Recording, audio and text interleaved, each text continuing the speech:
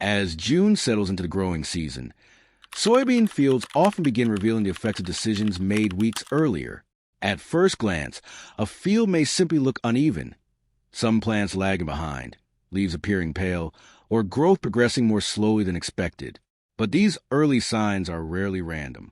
They often point to underlying conditions that influence root development, nutrient uptake, moisture balance, and overall crop vigor.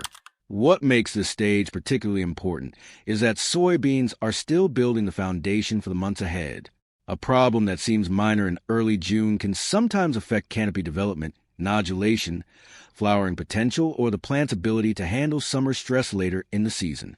The challenge is that many of these issues look surprisingly similar from a distance, making accurate observation far more valuable than quick assumptions.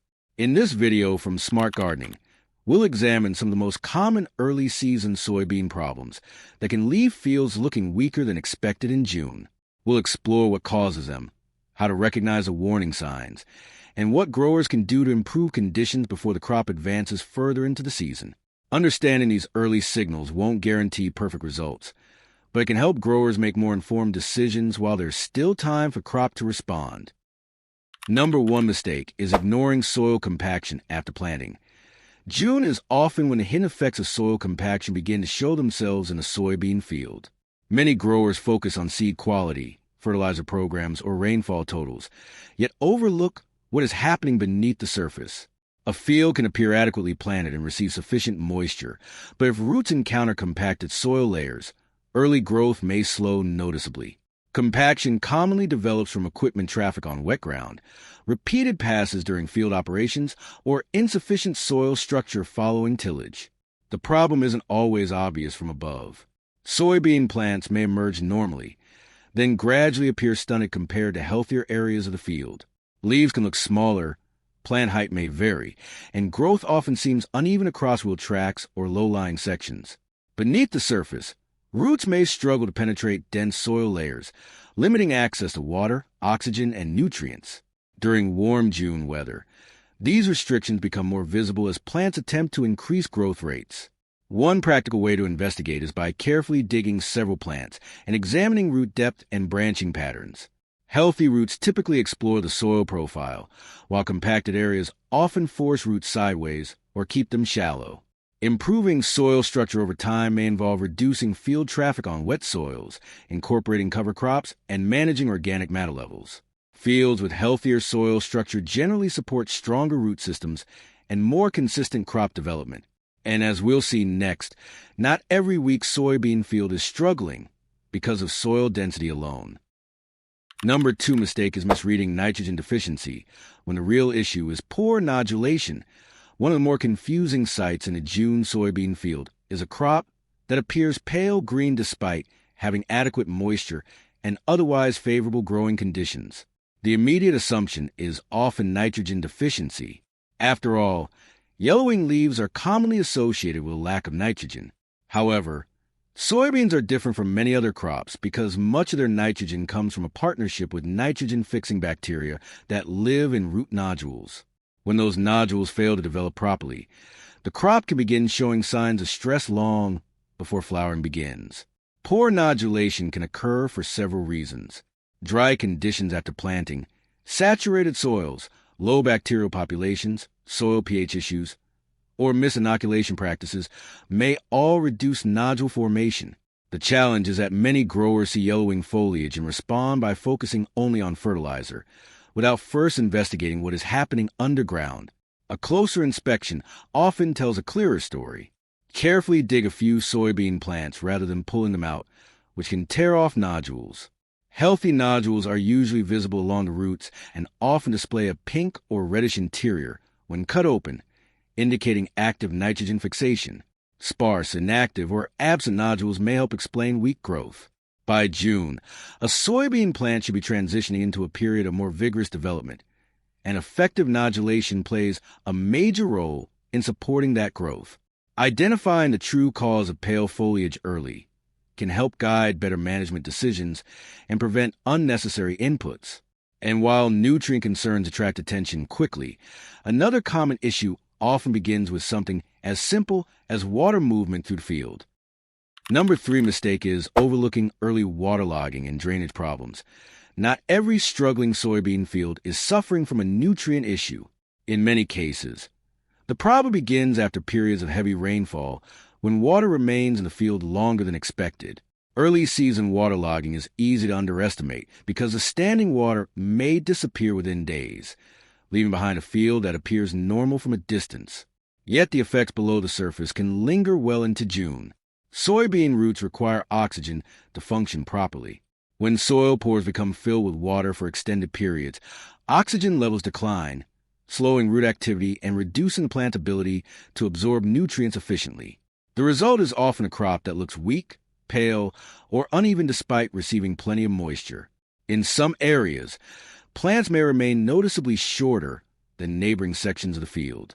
Low spots, compacted zones, and poorly drained soils are usually the first places where symptoms emerge.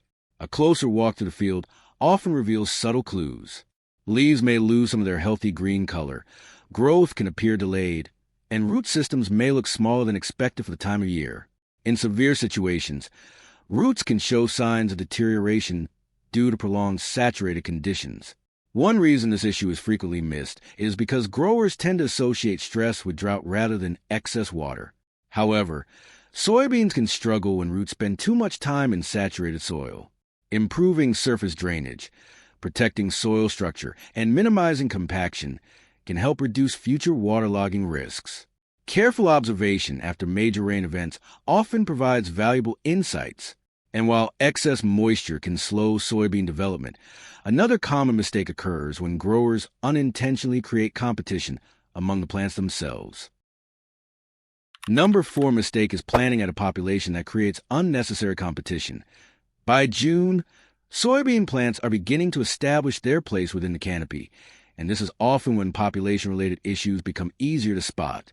Many growers assume that more plants automatically lead to better production potential. The logic seems reasonable. A thicker stand should produce more yield. In reality, soybean plants respond to their environment in ways that make overly dense populations less beneficial than many expect. When plants are crowded, competition starts early. Each soybean seedling is trying to access the same pool of sunlight, moisture, nutrients, and root space. At first, the field may appear impressively full, but as the plants grow, lower leaves receive less light, air circulation becomes restricted, and roots compete more intensely below ground. In humid conditions, dense canopies can also remain wetter for longer periods, creating an environment that may favor certain foliar diseases later in the season. The signs are often subtle during June. Plants may appear tall and thin, rather than sturdy and balanced. Lower leaves can begin yellowing sooner due to shading, and growth may become concentrated upward as plants stretch to reach available light. These characteristics don't always indicate a major problem, but they can signal that the crop is investing energy into competition rather than efficient development.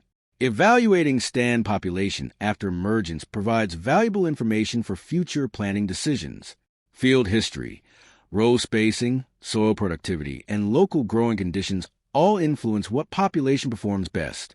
Soybeans are remarkably adaptable, and many fields achieve strong performance without maximizing plant numbers.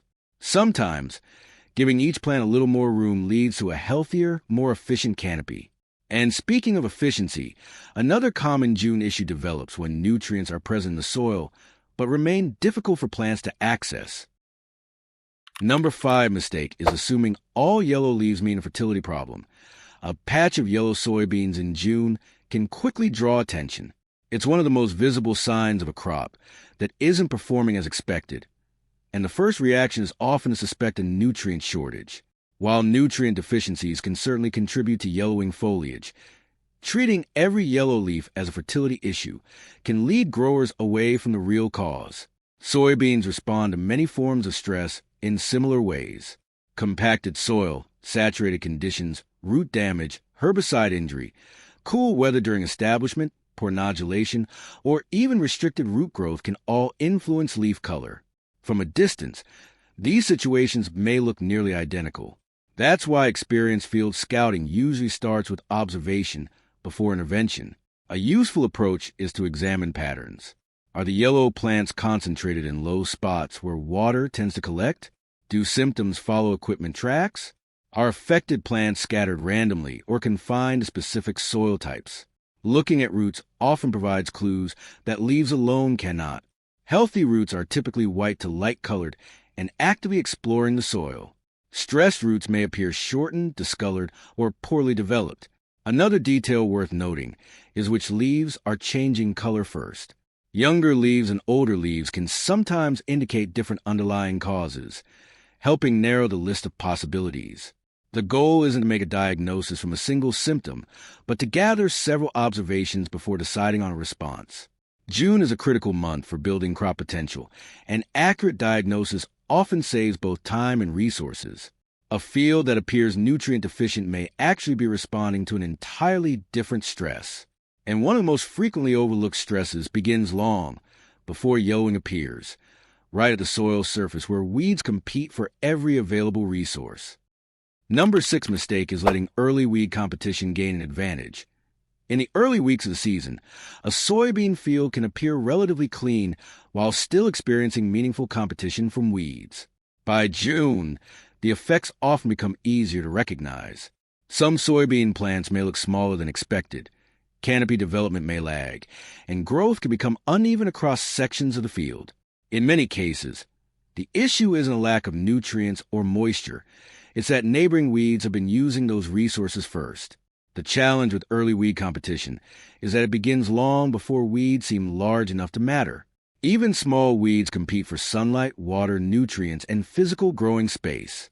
During the establishment phase, soybeans are working to build roots, expand leaf area, and develop a canopy capable of capturing sunlight efficiently. When weeds intercept those resources, soybean growth can slow in ways that are difficult to recover from later. Field scouting in June often reveals where competition has been strongest. Soybean plants growing near weed patches may appear shorter, less vigorous, or slower to close the canopy. The contrast becomes especially noticeable when comparing clean rows to areas where weeds gain an early foothold. In some situations, weeds can also create pockets of higher humidity within the crop, influencing airflow and overall field conditions. Effective weed management isn't simply about removing visible plants. Timing matters. Addressing weeds before they become established generally reduces competition during some of the crop's most important developmental stages. Regular scouting helps identify emerging issues before they spread across larger portions of the field. A healthy soybean stand doesn't need to be perfectly weed-free, but minimizing early competition often allows the crop to use available resources more efficiently. And as we move to the final mistake, we'll look at an issue that can quietly limit growth even when moisture, fertility, and weed control all seem to be working well. Number 7 mistake is ignoring soil pH imbalances that limit nutrient availability. Some of the most frustrating soybean fields in June are the ones where everything appears to be done correctly. Rainfall has been reasonable, weeds are under control, fertility programs were followed, and plant populations look acceptable. Yet the crop still lacks the vigor growers expect. In many cases, the missing piece is not the amount of nutrients in the soil, but how available those nutrients are to the plant. Soil pH plays a major role in nutrient availability.